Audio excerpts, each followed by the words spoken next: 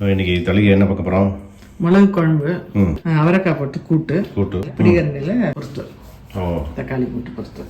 பிடிக்கரணை. ஆமாம், பிடிக்கரணை உடம்புக்கு ரொம்ப நல்லது. இந்த சீசனில் நல்லா ஃப்ரெஷ்ஷாக நல்லா கிடைக்கும். வாங்கினேன் பிடிக்கரணை போட்டு தக்காளி நிறைய போட்டு பொறுத்துவல், அவரைக்காய் போட்டு கூட்டு, மிளகு குழம்பு. மிளகு குழம்புக்கு வந்து கருவேப்பிலை எடுத்து வச்சுருக்கேன். ஓகே. நீங்கள் நேற்று போட்டிருந்தீங்க இல்லையா, இன்றைய தலைக்கு இன்றைய ஆன்மீகம்னு. ஆமாம், ஸோ அந்த மாதிரி டாபிக் போடுங்க. இன்றைய ஆன்மீகம். ஸோ யாருக்கு எந்த விதமாக பார்த்து போவா. ஓ ஓகே. ஸோ ஆன்மீகம் பிடிச்சோம் ஆன்மீகம் பார்க்கட்டும், தலைகை பிடிச்சோம் தலைகை பார்க்கட்டும். ஓ ஓகே. அதனால வீடியோவில் வந்து 2 in 1 ஆகிடும். 2 in 1 ஆகிடும். ஓகே, அப்படியே போடுங்க நீங்கள். ஓகே, பார்க்கலாம். அது என்ன பண்ணுறேன், இந்த பைத்தம்பருப்பு வந்து அலம்பிருக்கு இல்லையா, இதை வந்து வேக போட்டுக்கிறேன். இது பாதி வந்ததுக்கப்புறம் அவரைக்காய் போடுறேன். இது இப்படி போட்டு இந்த இன்னொரு அடுப்பில் வந்து இந்த பிடிக்கட்டை இருக்கு இல்லையா, அது நல்லா தோல் சீக்கணும். நல்லா ஸ்பீலர் எடுத்து சீச்சனா வந்துடும். அப்புறம் பொடிப்படியாக அந்த வாழைக்காலம் கறக்க பொடி பொடியாக கட் பண்ணிப்பேன். நம்ம தக்காளியும் நல்லா பொடிப்படியாக நறுக்கிப்பேன். அந்த தக்காளியிலேயே இது வேகம் வந்து. ஸோ அப்போ என்ன ஆகுனா அந்த காரம் வந்து அமுங்கிடும். காரத்தாரம் அமைங்கிடும். எந்த அளவுக்கு பிடிக்க எடுத்துருக்கணும் அதே அளவுக்கு தக்காளி எடுத்துருக்கேன். தக்காளியில் போட்டு இதையும் போட்டு ரெண்டு அப்படியே அடுப்பில் வச்சோம்னா சைமல்டேனியஸாக வெந்துடும். அது அப்படியே ரெண்டு வச்சுக்கிறேன். மிளகு குழம்புக்கு வந்து வறுத்துக்கணும், அதே வறுத்துக்கிறேன். தோரம் வந்து பைத்தம்பருப்பு போட்டிருக்கேன்.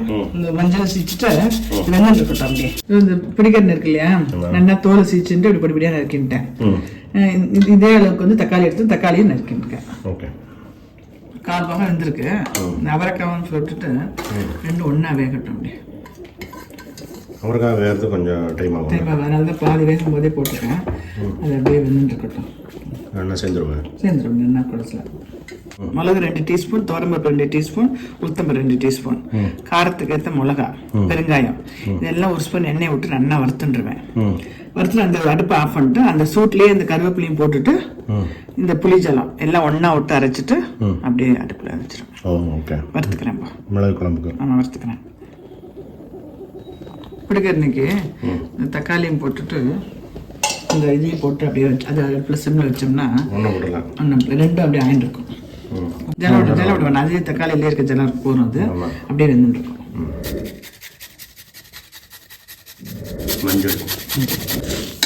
எல்லாமே ஒன்றா போட்டு வறுத்துக்கலாம்.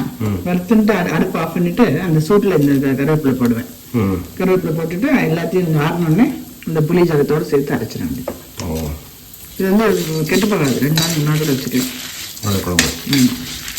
அடுப்பு அணைச்சிட்டேன். இந்த கருவேப்பிலை போட்டிருக்கேன். கொஞ்சம் ஆறினோடனே எடுத்துடுறேன். இது பாருங்க, அந்த புளிஜலம் புளிஜலத்தை போட்டு உப்பும் போட்டுருக்கேன். இதையும் போட்டு நல்லா நைஸாக அரைச்சிருக்கேன். நல்லா வீட்டு மாதிரி அரைக்கணும். அரைச்சிட்டேன். இப்போ வந்து அடுப்பில் வந்து நல்லெண்ணெய் வச்சுருக்கேன். இந்த கடுகு வெந்தயம் போட்டுட்டு வெடிச்சதுக்கப்புறம் இதையும் போட்டு நல்லா சுண்டை வதக்கிடுவேன். நல்லா ஜலம் விட்டு கொஞ்சம் நீர் கற்கட்டும் அப்படின்னு வச்சுருக்கேன். இதில் வேண்டாம் அப்படின்னா ஜலம் கம்மியாக விட்டு அலங்கி விட்டோன்னு வச்சுருவேன். நல்லா பேஸ்ட் மாதிரி வரணும். நான் இது வந்து ஒரு செமி லிக்விடாக இருக்கிற மாதிரி எடுத்துப்பேன். ஸோ நல்லா கொதி வரணும். நல்லா ஒரு கொதிச்சதுக்கப்புறம் ஆஃப் பண்ண வேண்டியது. இது வந்து வத்த விடலாம். ஒன்றும் இல்லை, நல்லா கொஞ்சம் வெத்த விட்டோம்னா நல்லா இருக்கும். ஜலம் கம்மியாக விட்டுக்கணும். இப்போ கொஞ்சம் ஜலம் விட்டதுனால செமி லிக்விடாக எடுத்துப்பேன். இன்னும் கொஞ்சம் இது வந்து சுட்டாப்பழம் இருக்கு பாரு. அது உண்டு, வாட்டுறேன். அது நல்லா இருக்கும். ஆமாம், இது வாங்கிட்டுருக்கேன். ஆல்மோஸ்ட் வெந்துடுத்து. பருப்பும் வந்துடும், நல்லா குழஞ்சிடுது. நான் 1 ஸ்பூன் சாம்பார் பொடி போட்டிருக்கேன். அது வந்து கொஞ்சம் பச்சை வாசனை போனதுக்கப்புறம் கொஞ்சம் தேங்காய் ஜீரகம் அரைச்சி விடுவேன். இது வந்து முக்கால்வாசி வெந்திருக்கு. இந்த கலர் பார்க்கறதே தெரிஞ்சிடும் வெந்திருக்கா வேகலையான்னு. வெந்திருக்குது. இன்னும் நல்லா வேகட்டும். இது குழம்பு ஆஃப் பண்ணிடுறேன். கரெக்டாக இருக்குது.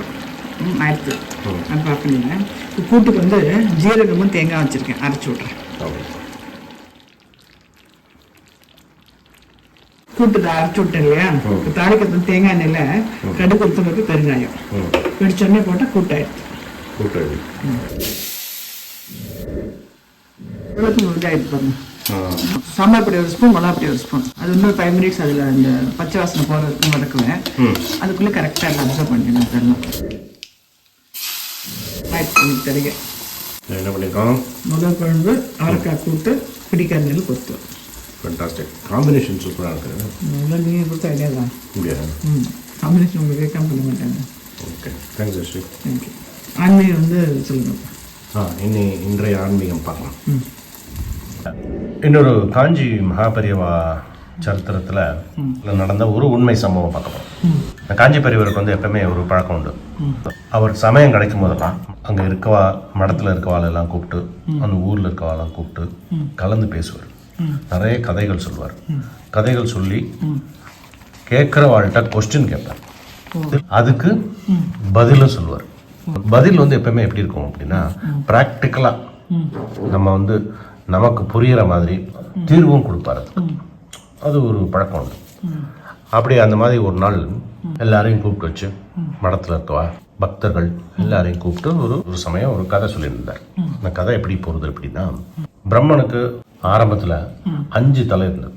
அப்போ பிரம்மாவுக்கு வந்து கொஞ்சம் கர்வம் இருந்ததும். அப்போ என்ன பண்ணார், சிவபெருமான் வந்து ஒரு தலையை கிள்ளி எறிஞ்சிட்டார். இந்த கதை நமக்கு தெரியும். அப்போது சிவபெருமானுக்கு வந்து பிரம்மஹத்தி தோஷம் வந்துடுது. அந்த பிரம்மஹத்தி தோஷம் வந்தபோது பெருமாள் சொல்லி பெருமாள் கோவிலில் அதுக்கு பரிகாரம்லாம் பண்ணி அந்த தோஷம் பட்டு பார்வதி வந்து அன்னபூரணியா அவதாரம் எடுத்து சிவனுடைய பசியை தீர்த்தா அப்படின்னு சொல்லுவோம். ஏன்னா அந்த பிரம்மஹத்தி தோஷம் வந்தபோது பசி பயங்கரமாக வந்துடுது சிவனுக்கு.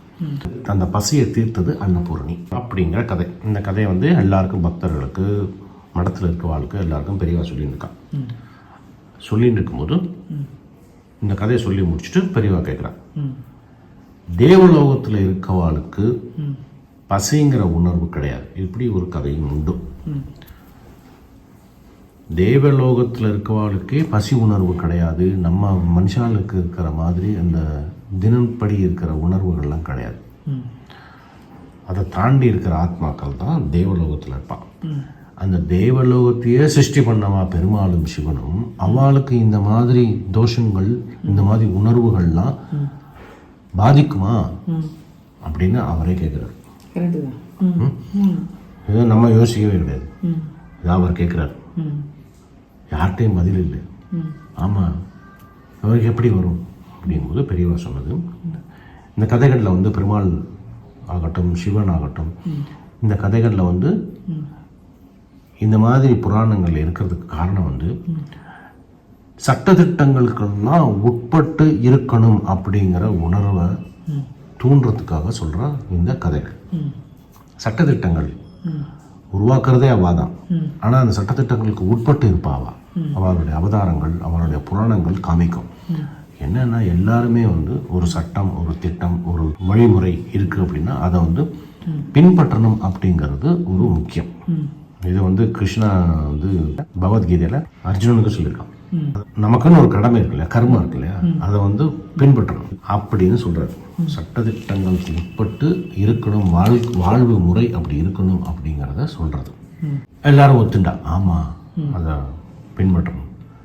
அப்போ திருப்பி இன்னொரு கேள்வி கேட்குறாரு. எல்லாரும் வந்து முயற்சி பண்ணா கூட அந்த பசி ஆற்ற முடியல. ஆனால் அன்னபூரணி வந்து பசி ஆத்துறா. அன்னபூரணியோட கையால் சாப்பிடும்போது சிவனுக்கு அந்த பசி அடங்கினது அப்படின்னு சொல்லுவாங்க அந்த புராணத்தில். அதுக்கு என்ன காரணம் அப்படின்னு கேட்குறாரு. அதுக்கும் நமக்கு பதில் இல்லை. அங்கே இருக்கவாலும் எல்லாரும் முழிச்சுன்னு தான் திருன்னு. அதுக்கு பெரியவா சொன்ன பதில் வந்து, என்னதான் வெளியே சுற்றினாலும் ஆத்துக்காரியோட கையால் சாப்பிடும்போது தான் அந்த திருப்தி வரும் புருஷனுக்கும். அவளுடைய ஆத்துக்காரியோட கையால் ஆற்றுல வந்து சாப்பிடும்போது என்ன தோஷமாக இருந்தாலும் விளைக்கிடும். இதுதான் இந்த கதையோட உள்ள அர்த்தம் அப்படின்னு சொன்னது பெரியவா. எப்படி ஒரு தோஷம் இருந்தாலும் சரி, அவளுக்குள்ளேயே பிரச்சனைகள் இருந்தாலும் சரி, ஆத்துக்காரியோடைய கையால் அதை சாப்பிடும்போது அந்த அந்யோன்யமும் வளரும், வேற ஏதாவது தோஷங்கள் இருந்தாலும் விலகும் அப்படின்னு பெரியவா சொன்னது. இது வந்து இது மாதிரி தான் அந்த பெரியவா வந்து கதைகள்லாம் வந்து சொல்லும்போது ப்ராக்டிக்கலாக நம்மளை வந்து எப்படி சிங்க் பண்ண முடியும், எப்படி லிங்க் பண்ண முடியும் அப்படின்னு சொல்லிடுவார். அந்த காலத்தில் வந்து நான் சின்ன குழந்தையா இருக்கும்போது கல்கியில் வந்து அருள் வாக்கு அப்படின்னு வரும். அந்த அருள் வாக்கு அதெல்லாம் படிக்கும்போது கரெக்டாக நம்மளால் கனெக்ட் பண்ணிக்க முடியும். இது இந்த காலத்துக்கு ரொம்ப பொருந்தும். சமைக்கவே மாட்டேங்கிறாளே, ஆமாம், பிஸியாக இருக்கோன்னு அது மாதிரி அது வந்து ஒரு ஹஸ்பண்டுக்கு ஒரு லவோட சமைச்சு போடுறது, ஃபேமிலிக்குன்னு ஒரு சமைச்சு போடுறது, மாமனார் அம்மா அப்பா எல்லாருக்கும் சமைச்சு கொடுத்தோம், அண்ணன் தங்கைக்கு சமைச்சு கொடுத்தோம், அதில் ஒரு சந்தோஷம் வந்து சந்தோஷமே தெரிய மாட்டேங்குது, நிறைய பேருக்கு தெரியாது. தெரிய அதில் ஒரு சந்தோஷம் இருக்குன்னு நிறைய பேருக்கு தெரியாது. அதை வந்து அதுக்கு பின்னால் எவ்வளோ விஷயங்கள் இருக்குது அப்படின்னே தெரியாது. இதில் வந்து நம்ம போட்டி போட்டுன்னு ஈகோ பார்த்துட்டு வந்து வாழ்க்கையை தொலைச்சுன்னு நிற்கிறோம். கரெக்ட். ஈகோ பார்த்துட்டு இருக்கோம். நம்ம ஏன் சம்பாதிக்கணும், நம்ம ஏன் சமைக்கணும் அப்படின்னு போட்டி வந்துருக்கு. வாழ்க்கையோடைய அர்த்தத்தை புரிஞ்சுக்காம போட்டியை பார்க்கறதுனால பிரச்சனைகள்லாம் வருது. கரெக்டு. நம்ம வந்து ஆற்றுல இருக்க வரைக்கும் ஆற்றுல இருக்க லேடிஸ் தான் சமைச்சு கொடுக்கணும். ஏதோ ஆசைக்கு ஒரு நாள், மாதத்தில் ஒரு நாள் இல்லை 2 நாள் போகலாம். இப்போ வந்து நிறைய பேருக்கு வந்து வாழ்க்கையே வந்து ஹோட்டலில் ஆயிடுச்சு. எந்த ஹோட்டல் போனாலும் ஒரே கூட்டம் தான் இல்லை. ஆமாம். அது ஏன்னா சமைக்கிறதுக்கு வந்து டைம் இல்லைன்னு சொல்கிறோம் நம்ம. அது எப்படி டயத்தை உருவாக்கணுன்றது தெரியல. இது வந்து எப்படி வந்து சம்பாதிக்கிறதுக்கு வந்து வேலையில் கான்சன்ட்ரேட் பண்ணுறோமோ அதே மாதிரி வீட்டில் இருக்கிற நிம்மதி சந்தோஷத்துக்கும் நம்ம கான்சன்ட்ரேட் பண்ண ஆரம்பிக்கணும். அது ரொம்ப முக்கியம். அதுக்கு வந்து இந்த சாப்பாடு வந்து இவ்வளோ நேரம் பண்ணியிருக்காருல்ல. ஓகே, நல்லா. தேங்க்யூ.